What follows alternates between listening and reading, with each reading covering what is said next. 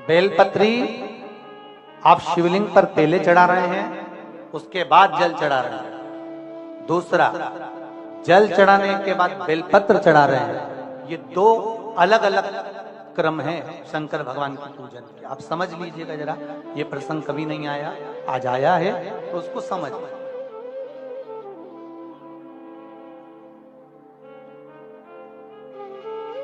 पहले बेलपत्र, उसके बाद में जल जो चढ़ाया जाता है, ये रोग मुक्ति के लिए चढ़ाया जाता है। काय के लिए चढ़ाते हैं अपन?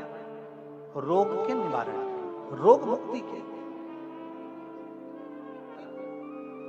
आप शिव मंदिर में जाकर दर्शन करेंगे तो दो चीजें अपने को दर्शन करने को मिलेगी। एक भक्त आता है शंकर जी के मंदिर में, लोग भाव से पहुंचते हैं तो पहले वो क्या करते हैं, पहले बेलपत्री चढ़ा देते हैं, फिर जल चढ़ा देते हैं। और एक भक्त जो शिव मंदिर में पहुंचता है, पहले जल चढ़ाता है, फिर बेलपत्र चढ़ाता है।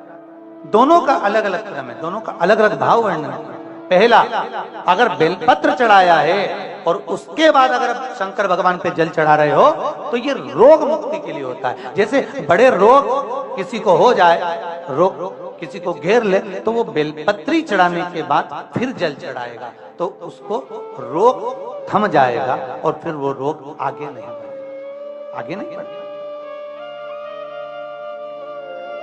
रोगों को थामने के लिए बेलपत्री पहले, फिर जल। और जब कुछ कार्य के लिए आप, सिद्धता के लिए आप, अच्छे कार्य के लिए आप, मन की प्रसन्नता के लिए, आनंदता के लिए आप शिव आराधना कर रहे हो, आप शंकर की आराधना कर रहे हो, तो आप जल चढ़ाकर फिर बेलपत्री चढ़ाए, उसका लाभ आनंद में। आपने जल चढ़ाया, उसके बाद बेलपत्री चढ़ाया।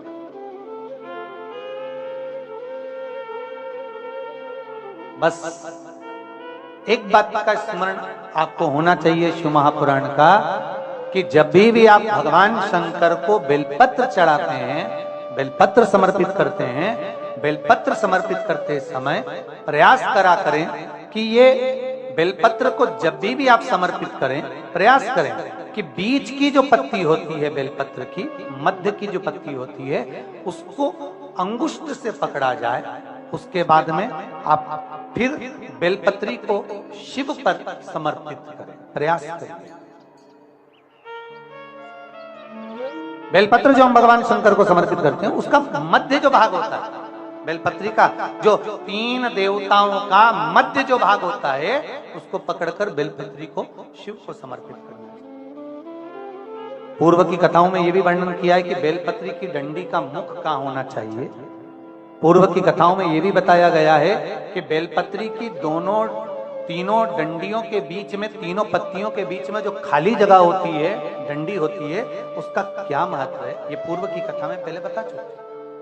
पर आज जो क्रम चल रहा है कथा का, उसमें अपन जो समझ रहे हैं वो ये होना चाहिए कि आप किस कामना से जल चढ़ा रहे हैं, आपके जल चढ़ाने का क्रम क्या है। अगर आप रोग मुक्ति के लिए चढ़ा रहे हैं तो पहले बेलपत्र चढ़ेगी, फिर जल चढ़ेगा। आप कार्य सिद्धि के लिए चढ़ा रहे हैं, पहले जल चढ़ेगा, फिर बेलपत्र चढ़ेगी। महाराज शिव महापुराण की कथा कहती है